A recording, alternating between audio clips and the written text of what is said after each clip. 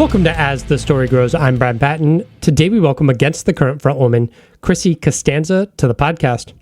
Chrissy is releasing her debut solo EP, 7, this Friday. Chrissy is also on Disney's A Whole New Sound, covering A Whole New World with Yellowcard. When Chrissy and I chatted, she had just released her single 7 Minutes in Hell and hadn't announced the EP yet, which is why we don't dive into it in this interview. Chrissy talks about not being a part of the music scene in New Jersey and having to learn about the emo and hardcore scenes, how Against the Current came together and signing with By Ramen, taking a step into the world as a solo artist, and a lot more. This was a super delightful chat, and I'm stoked to give Chrissy's EP a spin this Friday, and I hope you will too. Thanks so much for checking out this episode of As the Story Grows. If you're new to the podcast, welcome. I would love it if you hit the subscribe button.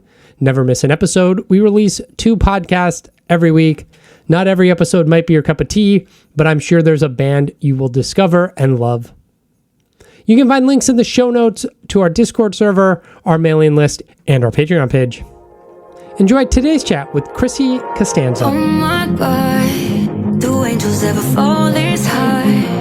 The devil's dancing in the dark. I kinda like it in his arms. Come my way, I think I know a little game. I think I know you wanna play. How about a little twist of fate? Oh, when you kiss me, I can feel fire within me. Heaven's got me back. I'm doing good. That's awesome. I'm angry at Google Chrome because it's in light mode. Oh. It's like, I feel like it's like flashbanging me. Right. Appearance. There we go. Okay. Work. There we go. All right. Sorry about that. It's all good. It's all good. Where are you currently located? I'm in LA. You're in LA? Yeah. Mm-hmm. Are you just out there working on music, or did you make a move out there? No, I live here. This is my room. Nice. What took you to LA? Just like music industry shit? I actually, ironically, no, because we like with Against the Current, we came out a bunch of times to do like our records and things like that. And I was always like, oh, I'll never live in LA. I don't like LA. And the music industry shuts down for the pandemic. And then I was like, all right, well, what am I going to do? And I got an offer to host a gaming network show. And it was like, so I was like, okay, well, how long can this thing really last, the pandemic? So I was like, I'll go out. I signed like a short-term apartment lease. It was like a 7-month lease or something like that. And then I never moved back. So Nice. I ended up staying, even though I ended up leaving that show, I just ended up staying out here, and now I live here and I have 3 cats. So there you go. Yeah. You know what? It's really funny too, because I always say that I always said that I hate cats. Oh, yeah. Like when I was younger, I was like, oh, I'm like such a dog person. Like cats are weird. Like cat people are weird. And then now I have 3 cats. But my cats are also very dog-like, to be fair. They're not really very cat-like. So they're the kind of cats, like I have a lot of friends that will come over and they'll be like, oh, I don't really like cats. And I was like, meet my cats first, because I didn't like them either. And then like I met my cats and they're pretty chill. Nice. Yeah. Good times. You're originally from New Jersey. What part of Jersey? I'm from like the north part of New Jersey. So like kind of grew up where everyone was like commuting to New York for everything. Yeah. So it was like, even when I traveled, I would tell people I was from New York, because it kind of felt like I was from New York, Right. And sometimes it's like, even though people know New Jersey, it's like, whatever small town New Jersey you're from, it's like there's no reference point for that. But no, New York, people know where New York is, right? Yeah, when you go like overseas, and the band, like my bandmates were from like New York, like they were from not like the city, like an hour and a half or so upstate, but like it just became a thing where it was just so much easier to just be like, yeah, New York, like where New York is, and then people be like, oh yeah, I know where New York is. I'm like, oh yeah. So it's just like a lot easier. Yeah. What was growing up like? It was pretty normal. I feel like my childhood was kind of like I don't have like a very exciting childhood, like in terms of like there's no like good like pizzazz. My parents are awesome. I have a younger brother. We had a bunny until I was Fluffy passed away when I was 18. I got him when I was 8.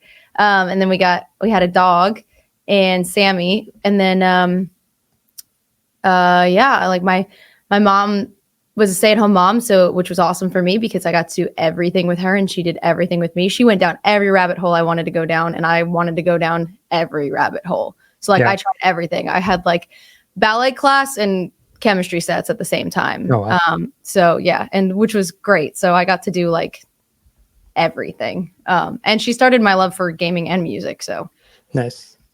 Was that love for music born out of like being a theater kid, or did it come from some other place? I did end up being a theater kid like for a while. I was never very good. I can't dance for shit. I like really can't dance. And I don't even think at the time I could really sing that well. Like I think singing wasn't like an innate skill of mine. Like I wasn't like one of those singers who could like just riff all day right out the womb. I really worked on it and like more in the last 5 years than ever, I think. So, and then I can't act either. So theater was not like, I loved it. I love musical theater. Like I still love it. I love going to musical theater shows, but like, I don't think I was suited for it. But it just came from like my mom and my dad they both loved music. They played a ton of music, like of all different genres and stuff too. And I really grew up with their music. I wasn't a very cool kid growing up, so I didn't have like a ton of friends. I went to a really small school up until 8th grade, or up until high school. There was only 15 kids in my graduating class. Wow. And somehow even in that school of like mostly misfits, I was still somehow not cool, which is like a pretty impressive feat. So I didn't listen to anything that was like, and are you from the New York area? No, I'm from DC. Oh, okay. Yeah. So Z100's not a DC thing, right? You guys didn't have Z100? I don't know. Okay, so it said Z100 New York, but that was like the cool radio station at the time that like everyone would like. So some of the girls that I would go to like soccer practice with, if I happened to carpool, it'd be like, Dad, put on Z100. And I was like, what's Z100? And that would be where all like the cool music was playing. So I listened to mostly my my parents' music and stuff, and it took me a while to get into anything that was cool. But it sparked my love of music. And when I was 4, there was like an area rug in one of the rooms of our house, and I had this little boombox CD player, and I pretended that the area rug was the stage, like that was the dimensions of the stage, and I would like put my little boombox on and I would perform. And the one like thing that I had that was mine at the time was like Aaron Carter. I was so into Aaron Carter, or like Backstreet Boys and NSYNC and Britney Spears. Like I had a couple of their like CDs. Like I had like the Oops, I Did It Again CD, and I would like perform, and I was like, I'm so cool. So what's the journey then from like, not cool high schooler into fronting a pop punk emo band? Still not cool, but when I was in high school, I met Dan and Will. I went to an all-girls Catholic high school, which was probably the worst place that I could be because I was not once again not cool, very much like very nerdy, a bit tomboyish. I didn't know like the cool girly things at the time. Like I was really late to all the trends. Yeah. So I just was like kind of weird and like had a friend in middle school and then ultimately a friend in high school that kind of like adopted me as their weird pet, like a cool friend that would like adopt me and be like, hey, this is my weird friend, Chrissy. And I would be like, hey. But I met my bandmates halfway through high school. I was doing theater or trying to do theater for the first like 2 years, meet them in the summer of between sophomore and junior year. And then we started putting covers out on YouTube, and writing our own songs and putting our own songs out. The first cover we put out our first single as well called Thinking. And those covers started getting a lot of traction, a lot of like early virality. And there was like, at the time, the YouTube homepage was a big thing. Like, it wasn't like algorithmic. It was everyone saw the same homepage of what was trending. And our cover started getting on people's homepage or like on the homepage of YouTube. And it was a big thing, like in YouTube for YouTubers at the time. It was like, oh, I made the homepage, Yeah. But then I would get to school the next day and people would be like, Chrissy, I saw you on the homepage of YouTube. And I was like, oh, fuck. Like, no, you didn't. No, you didn't. It wasn't me. That wasn't me. Yeah. And then I was a grade year older than Dan and Will. So when they were finishing their senior year of high school, I went to college for a year.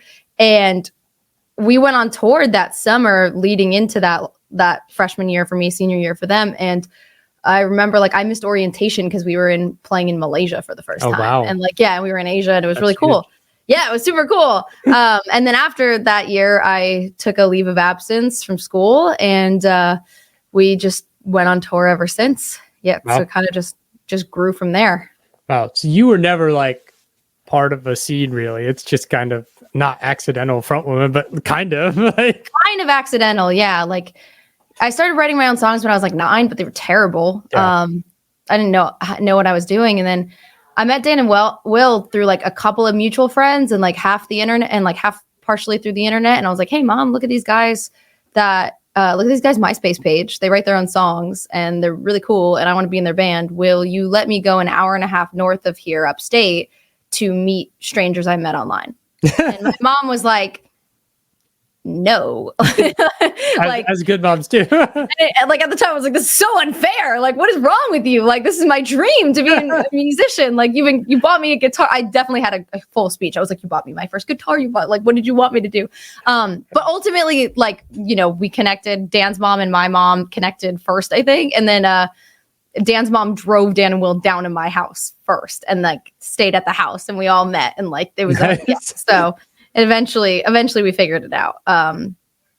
But yeah, so it kind of accidental. Yeah. It's the only band I've ever been in. I wasn't like jumping around in bands and stuff. I did go to a rock music school called School of Rock. Yeah. They're like around the country. And, so I like got some experience. Like those were my technical first shows ever. We're playing like those cover shows with them. But I probably played like 4 of them and then I was in Against Current. Was there a point there where you're like going to shows in New York City or anything and like developing a love for a genre of music?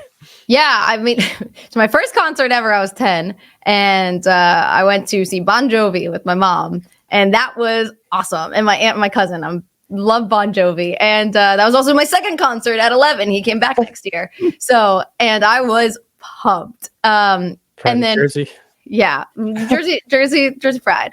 And then when I was in high school, I remember I met a kid in like through theater freshman year, and I was like, talking about music and I'm a singer or whatever. And I was like a little like not super alt looking, but I wasn't like super like trendy girl looking. Yeah. Like I probably wore like a flannel and skinny jeans type thing.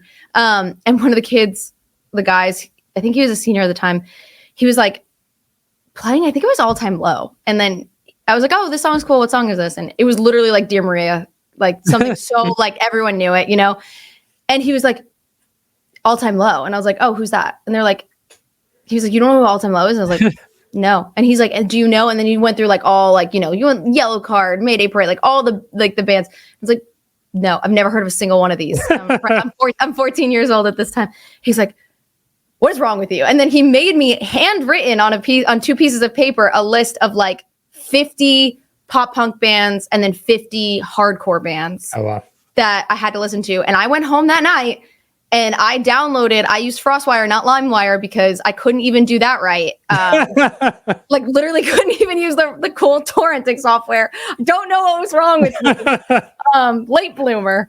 But so I used FrostWire and downloaded like everything and started finding the things I like. And that's when I found like The Dangerous Summer became one of my favorite bands like pretty instantly. And yeah, so I had like a little prep before I met Dan and Will, because then they obviously knew everything. Yeah. So then when I met them, I wasn't like totally in the dark about everything. Do you remember feeling invincible?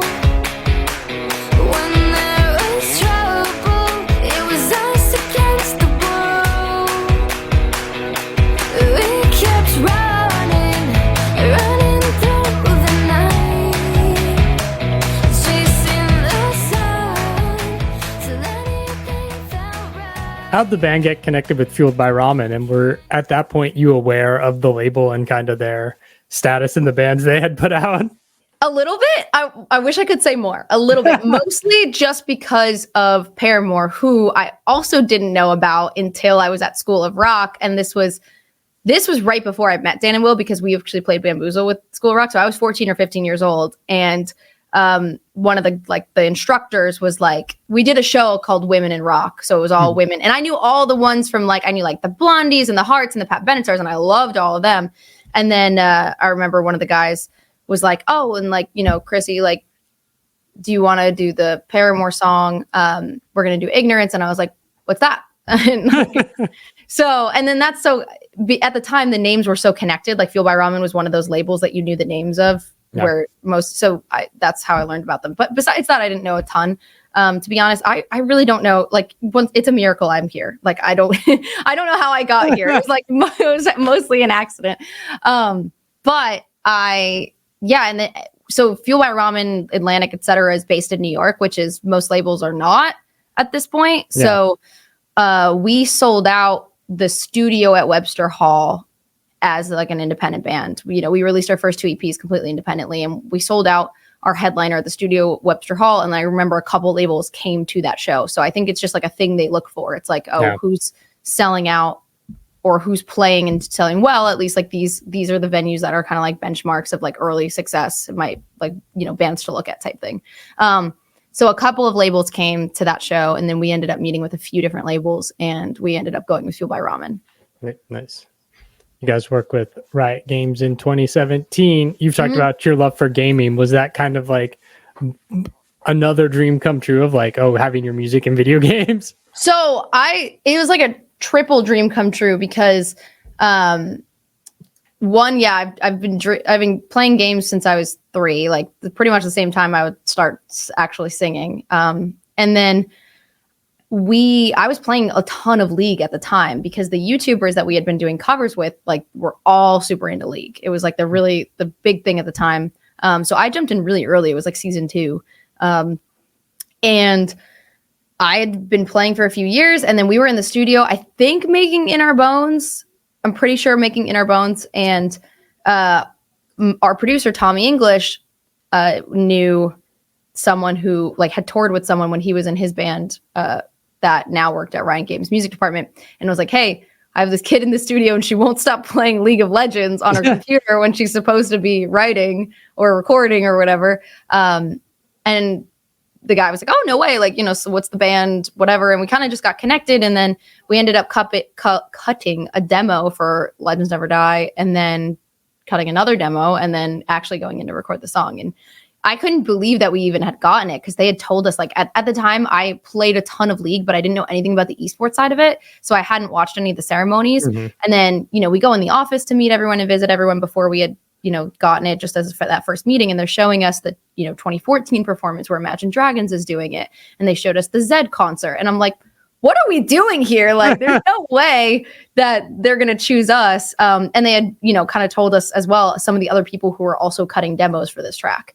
And I was like, all right, well, this is never going to happen, but cool that I've now been open to this world and got to see the campus was amazing and whatever. And then somehow by some miracle, we got it. And it was truly probably the most life-changing moment of our career.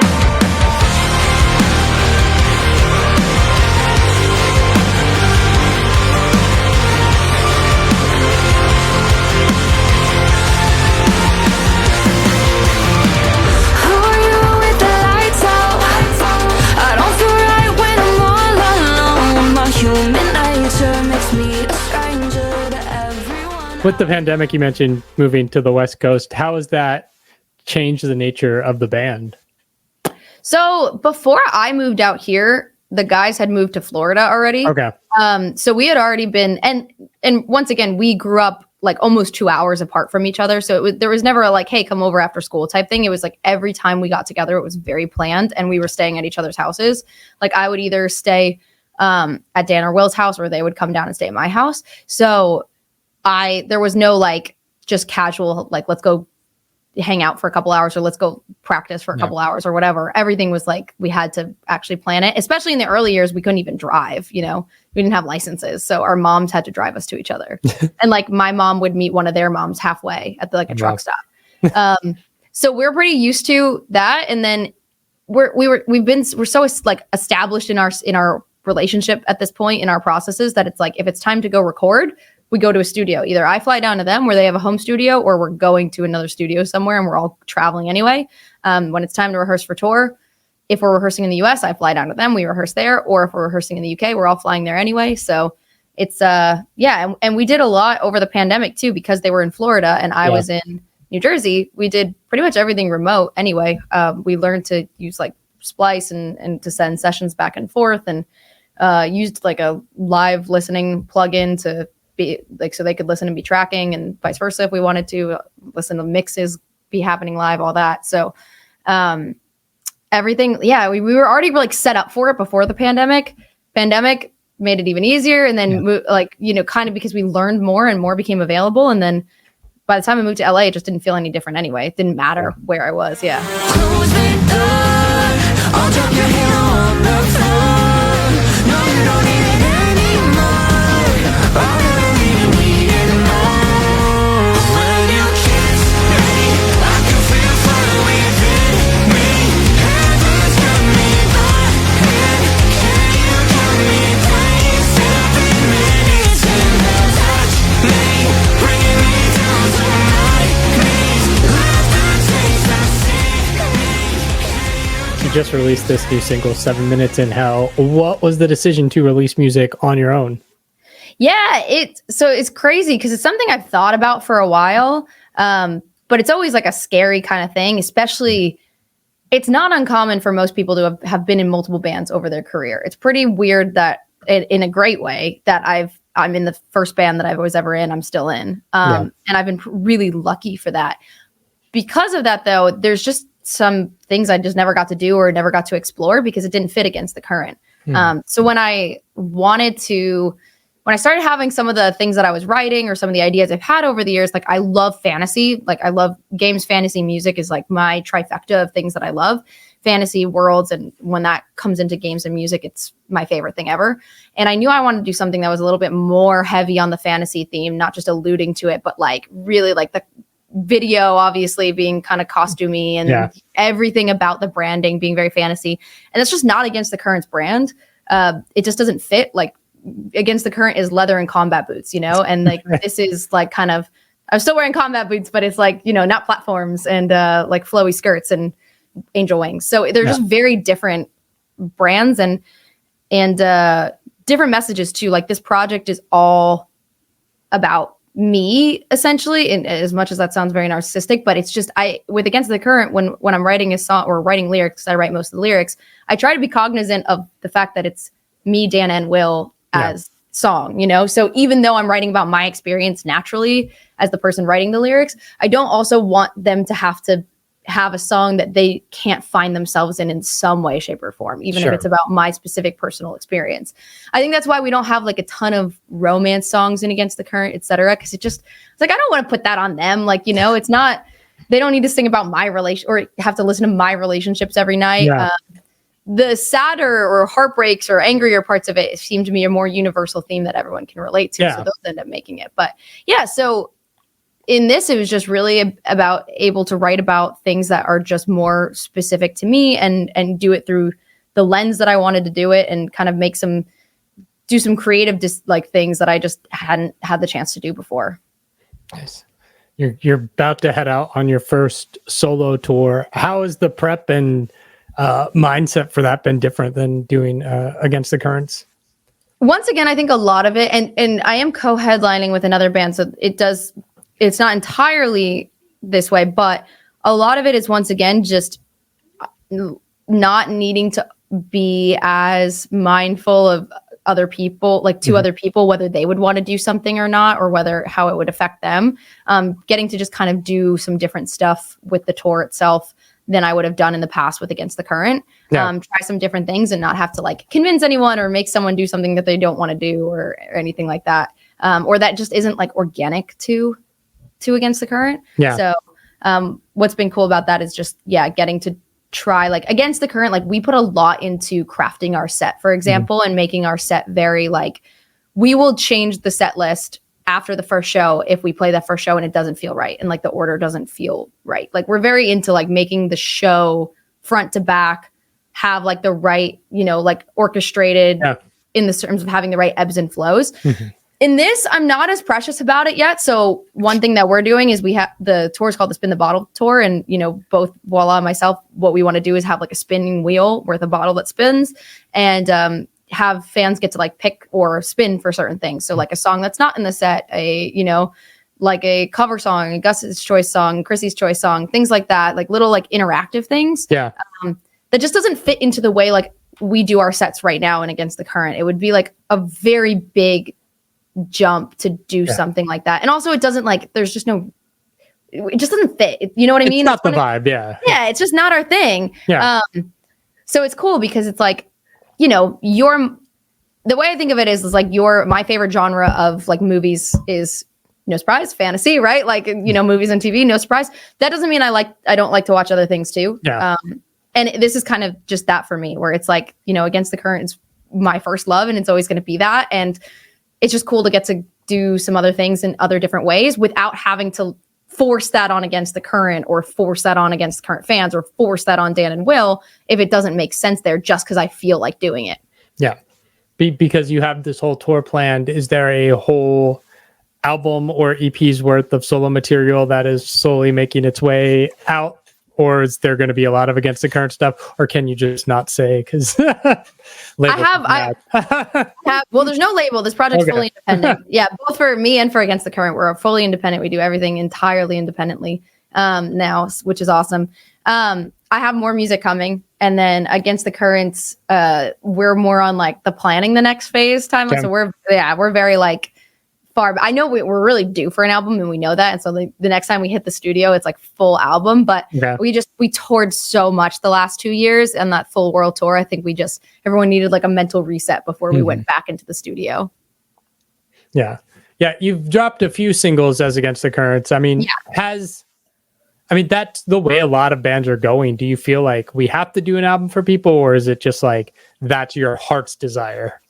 I feel like it's both. Like I feel like our fans want an album for sure. We toured Fever like it was an album, which is fine. I'm okay with that too, honestly. Like Fever didn't need more to it. That Fever was what it was. Honestly, like part of the hard part is just doing it independently. Albums are expensive to make. Yeah. But so when it came to doing the singles after we left Fuel by Ramen, it was just, that's the most economical thing. That's the easiest way to get music out the fastest to our fans, which is still not very fast. That's never been our strong suit.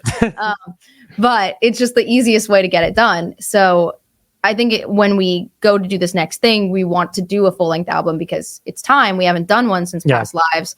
And the thing about albums is that they're scary because there's such a huge investment of time, money, obviously, but mental, emotional, physical, like everything. You put everything into these albums. And I think what we saw when we did that with Past Lives, it just wasn't what we wanted in the end. And like, there's some songs that people love and that I love and people really took to. So I'm not discrediting that album as its parts, but the sum of its parts wasn't what it was meant to be or what it should have been or what we would have wanted it to be.